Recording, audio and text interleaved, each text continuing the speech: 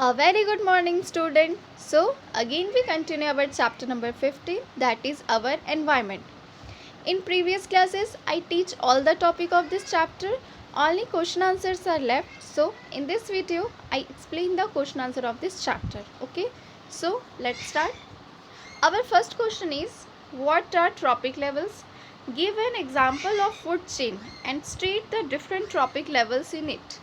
So question में आपसे क्या पूछ रहे हैं कि ट्रॉपिक लेवल क्या होता है और एग्जाम्पल देना है आपको एक फूड चेन बताते हुए उसमें कौन कौन से ट्रॉपिक लेवल हैं, कितने ट्रॉपिक लेवल हैं, ये आपको एक्सप्लेन करना है, ये आपको बताना है.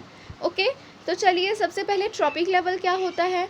तो जैसे कि मैंने आपको बताया था कि जैसे फूड चेन है तो फूड चेन में जो वो एक एक स्टेप आता है जिसमें एनर्जी जो है वो ट्रांसफ़र हो रही है उसको हम क्या कहते हैं, ट्रॉपिक लेवल कहते हैं. तो चलिए रीड कर लेते हैं क्या बता रहे हैं यहाँ पे. The various step in a food chain at which the transfer of food और energy takes place are called trophic level. तो देखिए कह रहे हैं कि ट्रॉपिक लेवल क्या है, जो वेरियस स्टेप्स है, जो डिफरेंट स्टेप्स है फूड चेन में जिसमें क्या होता है, फूड एनर्जी का ट्रांसफ़र हो रहा है, उसको हम क्या कहते हैं, ट्रॉपिक लेवल कहते हैं. एग्जाम्पल देखोगे तो और अच्छे से क्लियर होगा. जैसे यहाँ पे एग्जाम्पल बता रहे हैं कि ग्रास है, ग्रास क्या होगा, प्रोड्यूसर. ओके इंसेक्ट उसको कंज्यूम कर रहा है तो इंसेक्ट जो है वो कंज्यूमर हो जाएगा. ग्रास पे कौन फीड कर रहा है, इंसेक्ट कर रहा है. इंसेक्ट पे फीड कर रहा है फ्रॉग और फ्रॉग पे कौन फीड कर रहा है, बर्ड कर रही है. ओके तो इसमें ये सब जो है ये चारों क्या होंगे, एक एक ट्रॉपिक लेवल. लाइक ग्रास जो होगा वो first trophic level, insect second trophic level, frog जो है वो third trophic level and bird जो है वो फोर्थ ट्रॉपिक लेवल होगी. ओके तो देखिए यहाँ पे ग्रास दिखा रहा है आपको. ग्रास क्या है, प्रोड्यूसर है, वो प्रोड्यूस कर रहा है तभी तो कोई उसको कंज्यूम करेगा. तो ग्रास के पास जो एनर्जी है वो किसके पास जाएगी, जो इसको कंज्यूम कर रहा है. ओके तो इसको कंज्यूम कौन कर रहा है, जैसे इंसेक्ट्स में हमने किसको सपोज कर लिया, grass hopper. Okay grass hopper ने इसको क्या कर लिया, कंज्यूम कर लिया. ग्रास हॉपर क्या है, एक हर्बीवोर है. हर्बीवोर मैंने बताया था ना, हर्बीवोर किसको कहेंगे, वो जो कि सिर्फ क्या करेगा, प्लांट्स वगैरह पे फीड करेगा, तो उसको हम हर्बीवोर कहते हैं. तो ग्रास हॉपर क्या है, हर्बीवोर है. वो किस पे फीड कर रहा है, ग्रास पे कर रहा है. तो जो ग्रास हॉपर है वो सेकेंड ट्रॉपिक लेवल में आ जाएगा आपका. Okay then third trophic level में आएगा आपका फ्रॉग. ओके तो ये जो फ्रॉग है ये क्या आ जाएगा, कार्निवोर. क्यों, क्योंकि ये एनिमल्स वगैरह में ही फीड करता है, चाहे वो छोटे इंसेक्ट्स ही हों. ओके तो फ्रॉग जो है वो आपका कार्निवोर में आ गया और ये आपका थर्ड ट्रॉपिक लेवल को रिप्रेजेंट कर रहा है. अब फ्रॉग पे कौन फीड कर रहा है, फ्रॉग पे फीड कर रही है ईगल. ओके ईगल जो है फ्रॉग पे फीड कर रही है, तो ईगल आपके कार्निवोर में ईगल भी आएगी और ईगल आपका फोर्थ ट्रॉपिक लेवल को रिप्रेजेंट करेगी. तो आप देख सकते हो यहाँ पे एनर्जी का कैसे ट्रांसफ़र हो रहा है. ग्रास से एनर्जी ट्रांसफ़र हो रही है ग्रास हॉपर में, ग्रास हॉपर की एनर्जी ट्रांसफ़र हो रही है फ्रॉग में और फ्रॉग की फूड एनर्जी ट्रांसफ़र हो रही है ईगल में. ओके तो ये चारों एक एक ट्रॉपिक लेवल को क्या कर रहे हैं, रिप्रेजेंट कर रहे हैं. हो सकता है ईगल को कोई ईट कर रहा हो, लाइक लॉयन को हम ले लेते हैं, लॉयन ईगल को ईट कर लिया. ओके तो यहाँ पे एक ट्रॉपिक लेवल और बढ़ जाएगा, है ना, मतलब एक और कंज्यूमर बढ़ जाएगा तो ट्रॉपिक लेवल भी एक और क्या हो जाएगा, बढ़ जाएगा. तब ईगल की फूड एनर्जी किस में ट्रांसफ़र होगी, जो भी लॉयन टाइगर जो भी इसको ईट कर रहा है उसमें ट्रांसफ़र हो जाएगी. ओके तो देखिए यहाँ पे वही चीज़ बता रही है जो मैंने आपको पहले ही समझा दिया कि ग्रास जो है वो फर्स्ट ट्रॉपिक लेवल को रिप्रेजेंट कर रहा है, grasshopper second trophic level को, फ्रॉग थर्ड ट्रॉपिक लेवल को एंड ईगल जो है वो आपका फोर्थ ट्रॉपिक लेवल को रिप्रेजेंट कर रहा है. Okay now our next question is, what is the role of decomposers in the ecosystem. Decomposers का क्या रोल है इकोसिस्टम में, ये आपको बताना है. तो सबसे पहले डिकम्पोजर क्या होता है, तो डिकम्पोज़र वर्ड से ही समझ में आना चाहिए. डिकम्पोज़र वो होता है जो कि क्या करे, जो भी हमारे इन्वायरमेंट में डेड डिके ऑर्गेनिजम्स की बॉडी है उसको क्या करता है, डिकम्पोज करता है. अब डिकम्पोज मतलब क्या होता है, तो डिकम्पोज यानी होता है लॉन्ग. डिकम्पोज मतलब क्या होता है, जो कॉम्प्लेक्स सब्सटेंस है. ओके जो कॉम्प्लेक्स सब्सटेंस है उसको सिंपल फॉर्म में जब ब्रेक डाउन करते हैं तो उसको हम क्या कहते हैं, डिकम्पोज करना कहते हैं. ओके कॉम्प्लेक्स सब्सटेंस का जब सिंपल सब्सटेंस में ब्रेक डाउन होता है तो वो क्या कहलाता है, डिकम्पोज. तो जो डेड डिके ऑर्गेनिज्म है वो किस फॉर्म में, कॉम्प्लेक्स फॉर्म में है, तो उसकी बॉडी को सिंपल फॉर्म में चेंज करते हैं कौन, ये डिकम्पोजर्स. ओके तो यहाँ पे वही चीज़ आपको बता रही है, decomposers helps in decomposing dead bodies of plants and animals and hence act as cleansing agent of the environment. Decomposer जो है वो क्या कर रहे हैं, डिकम्पोज करने का काम कर रहे हैं. ओके, डेड बॉडीज़ को, प्लांट्स को, एनिमल्स, चाहे वो प्लांट्स की डेड बॉडी हो चाहे एनिमल्स की डेड बॉडी हो, उसको क्या करें, वो डिकम्पोज कर रहे हैं। तो इस तरह से वो इन्वायरमेंट को क्या करें, क्लीन कर रहे हैं। क्योंकि इन्वायरमेंट में अगर डेड डिकम्पोज बॉडी पड़ी रहेगी, डेड के ऑर्गेनिजम्स की बॉडी पड़ी रहेगी, तो क्या होगा, इन्वायरमेंट गंदा ही तो होगा। ठीक है, तो ये डिकम्पोजर्स तो उसको डिकम्पोज कर रहे हैं, एक तरह से हटा रहे हैं उसको इन्वायरमेंट से। तो ये क्या कर रहे हैं, क्लीन कर रहे हैं। तो इनको हम क्या कहेंगे, cleansing agent of the environment. Okay, then second, decomposers also help in putting back the various elements of which dead plants and animals are made back into the soil, air and water for reuse by the producers like crop plants. तो देखिए बहुत ही अच्छा एक और बता रहा है इनका रोल कि डिकम्पोजर जो हैं वो क्या करते हैं, वो सारी चीज़ें इन्वायरमेंट को फिर से वापस करते हैं। इन्वायरमेंट में कौन आया, एयर, वाटर, सॉइल, इनको वो सारी चीज़ें वापस करते हैं जो कि इनसे ही बॉडी, मतलब जो ऑर्गेनिज़म है उसकी बॉडी को मिली है। मतलब जो एलिमेंट्स है वो ऑर्गेनिज़म बना है, वही एलिमेंट्स को वापस वो लोग क्या करते हैं, इन्वायरमेंट में देते हैं। क्योंकि वो कॉम्प्लेक्स सब्सटेंस को सिंपल सब्सटेंस में चेंज करते हैं, तो उसमें के जो भी एलिमेंट्स वगैरह हैं वो एयर में उड़ जाते हैं या फिर वाटर में चले जाते हैं या सॉइल में चले जाते हैं। तो इस तरह से जो प्रोड्यूसर है, प्रोड्यूसर कौन होंगे, प्लांट्स, तो उनको वो बेसिक एलिमेंट्स मिल जाते हैं, सॉइल की फर्टिलिटी इंक्रीज़ हो जाती है। तो ये एक तरह से अच्छी बात है ना, जिसके कारण क्रॉप जो है वो अच्छी तरह से क्या कर लेता है, ग्रो कर लेता है। ओके, तो वही बता रहा है कि डिकम्पोजर जो है वो बहुत से एलिमेंट्स को वापस रिटर्न करते हैं, किसको, एनवायरनमेंट को। ओके, वो जो डेड के ऑर्गेनिज्म है उनकी बॉडी से। Then they help in recycling of the nutrients. उसके बाद थर्ड, ये क्या करते हैं, जो भी न्यूट्रिएंट्स है उसको रिसाइकल करते हैं। Okay, then they decompose dead remains thereby providing space for new life to settle in the biosphere. फिर देखिए ये और क्या कर रहे हैं, ये स्पेस प्रोवाइड कर रहे हैं। जो कोई भी ऑर्गेनिज्म है उसको क्या कर रहे हैं, स्पेस प्रोवाइड कर रहे हैं। अब ये स्पेस कैसे प्रोवाइड कर रहे हैं, अब देखिए डेड के बॉडी पड़ी रहेगी इन्वायरमेंट में, तो क्या कोई नया ऑर्गेनिज्म वहाँ आके रहना चाहेगा, क्या नहीं रहना चाहेगा, वो वहाँ सर्वाइव भी नहीं कर पाएगा। ओके, बट अगर डेड के बॉडी जो है वो हटा दी जाएगी इन्वायरमेंट से, उसको ख़त्म कर दिया जाएगा, तो वहाँ का स्पेस क्या होगा, खाली होगा, तो वहाँ कोई भी नया ऑर्गेनिज्म आके रह सकता है। तो इस तरह से डिकम्पोजर्स क्या कर रहे हैं, स्पेस भी प्रोवाइड कर रहे हैं। तो ये सब रोल है डिकम्पोजर के। तो आपको याद रखना है डिकम्पोजर जो है वो क्या करते हैं, क्लिनजिंग एजेंट की तरह काम करते हैं हमारे इन्वायरमेंट के लिए। हमारे इन्वायरमेंट को सब चीज़ें रिटर्न करते हैं, जो बेसिक एलिमेंट्स हैं उनको रिटर्न करते हैं।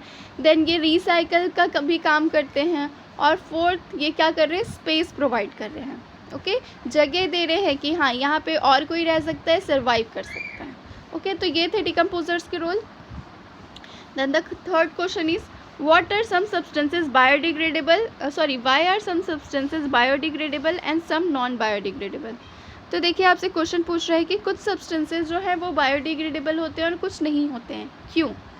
तो बायोडिग्रेडेबल किसको कहते हैं, बायो, नाम से ही समझिएगा, यहाँ पे भी बायो, जब भी बायो वर्ड आता है मतलब कोई भी लाइव चीज़ों की बात हो रही है ना। लाइव चीज़ों में चाहे वो माइक्रो ऑर्गेनिज्म हो या एनिमल हो या प्लांट हो। ओके, तो खैर बायोडिग्रेडेबल में हम मेनली माइक्रो ऑर्गेनिजम्स को ही लेते हैं। ओके, और डिग्रेड यानी किसी भी चीज़ का ब्रेक डाउन करना, किसी भी चीज़ को तोड़ना। ओके, तो बायोलॉजिकली किसी भी चीज़ को हम तोड़ते हैं, कोई भी कॉम्प्लेक्स सब्सटेंस को जब हम तोड़ते हैं तो वो क्या कहलाता है, बायोडिग्रेडेबल। तो देखो इन्वायरमेंट में बहुत सारे ऐसे सब्सटेंस होते हैं जो क्या हो जाए, बायोडिग्रेड हो जाते हैं, और कुछ ऐसे भी होते हैं जो बायोडिग्रेड नहीं हो पाते हैं, मतलब वो माइक्रो ऑर्गेनिजम्स के थ्रू ब्रेक डाउन नहीं हो पाते हैं। ओके, तो वही चीज़ पूछ रहा है कि क्यों सम सब्सटेंसेस जो हैं वो बायोडिग्रेडेबल हैं और कुछ नहीं हैं। तो देखिए जो मैन मेड चीज़ें हैं, जो ह्यूमंस के द्वारा बनाई गई हैं, वो क्या होती हैं, वो डिग्रेड नहीं हो पाती हैं। जैसे कि हम एग्जांपल ले सकते हैं प्लास्टिक का। प्लास्टिक को कभी भी हम रिसाइकल कर पाते हैं क्या, प्लास्टिक को कभी भी हम तोड़ पाते हैं क्या, नहीं। प्लास्टिक हमेशा एनवायरनमेंट में रहती है, इसलिए तो प्लास्टिक की यूजेस पे बैन लगा है गवर्नमेंट के थ्रू। ओके, तो वही चीज़ बता रहा है यहाँ पे। चलिए आंसर रीड कर लेते हैं। The micro organisms like bacteria and other decomposer organisms called saprophytes present in our environment are specific in their action. तो बता रहे हैं कि कुछ माइक्रो ऑर्गेनिजम्स लाइक बैक्टीरिया है, प्रोटोजोआ है, या फिर और भी जो माइक्रो ऑर्गेनिजम्स हैं, ये क्या, यही तो डिकम्पोजर का भी काम करते हैं, है ना। डिकम्पोजर हों चाहे सैप्रोफाइट्स हों, ये लोग क्या करें, डेड के ऑर्गेनिजम्स को हटाते हैं हमारी बॉडी, हमारे इन्वायरमेंट से। तो यही तो बायोडिग्रेडेबल सब्सटेंस जो इसको वो हटा सकते हैं, बायोडिग्रेड कर रहे हैं।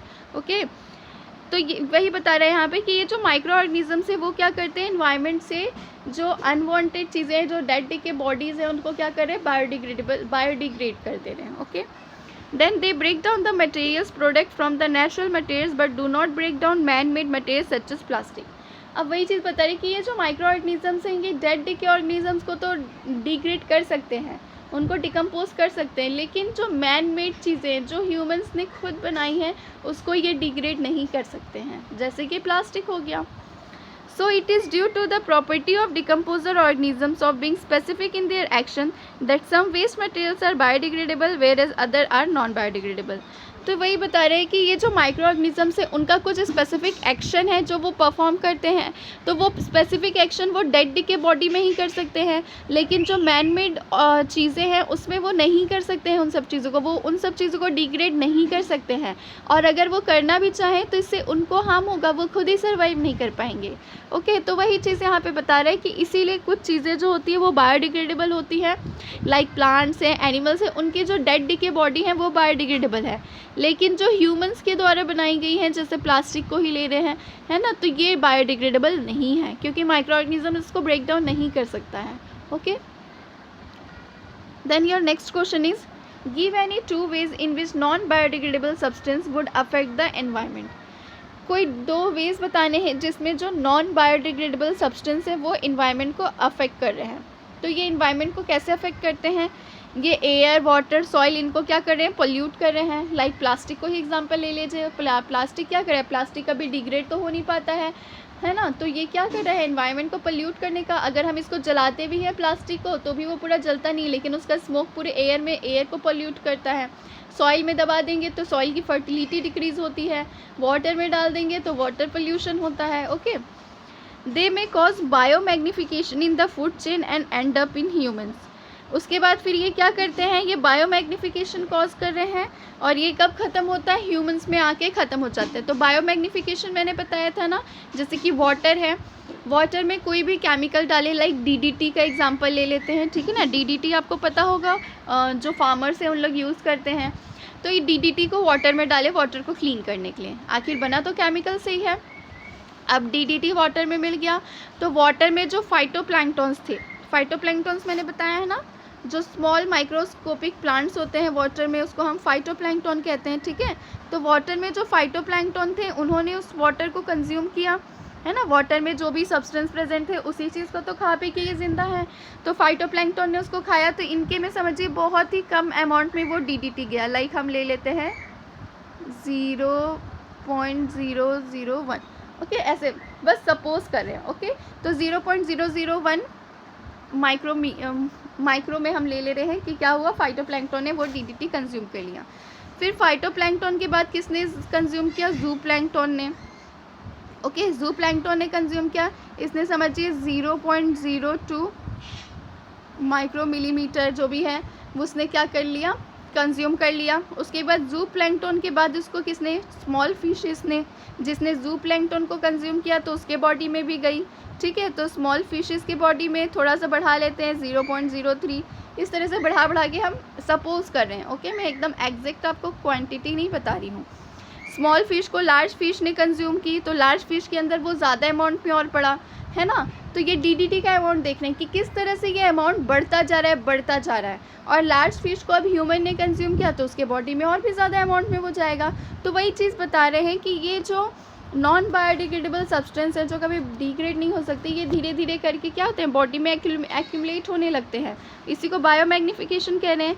मैग्निफिकेशन मतलब उस चीज़ को बढ़ा चढ़ा के देखना, है ना, मैग्नीफाई करके देखना. तो ये बढ़ ही तो रहा है धीरे धीरे, छोटे ऑर्गेनिज्म में वो छोटे क्वांटिटी में है, फिर धीरे धीरे जितने लार्ज लोग उसको कंज्यूम करते जा रहे हैं उनके बॉडी में वो चीज़ें लार्ज अमाउंट में पहुंच रही हैं. ओके, तो यही क्या कहलाता है, बायोमैग्निफिकेशन कहलाता है. और ये क्या कर रहा है, ये डिजीज़ वगैरह कॉज कर सकता है अगर ह्यूमंस में आएगा तो, या फिर किसी में भी, ठीक है. तो वही चीज़ बता रहा है कि जो नॉन बायोडिग्रेडेबल सब्सटेंस है ये क्या कर रहे हैं, बायोमैग्निफिकेशन कॉज कर रहे हैं. ओके, तो ये आपका थर्ड क्वेश्चन था. सो आज हम यहीं तक देखते हैं, नेक्स्ट क्लास में मैं आपको आगे के क्वेश्चंस एक्सप्लेन करूँगी. Okay, so today's class is over. Thank you, have a nice day and keep studying. और ये क्वेश्चन आंसर्स को आप कॉपी में नोट डाउन कर लीजिएगा. ओके.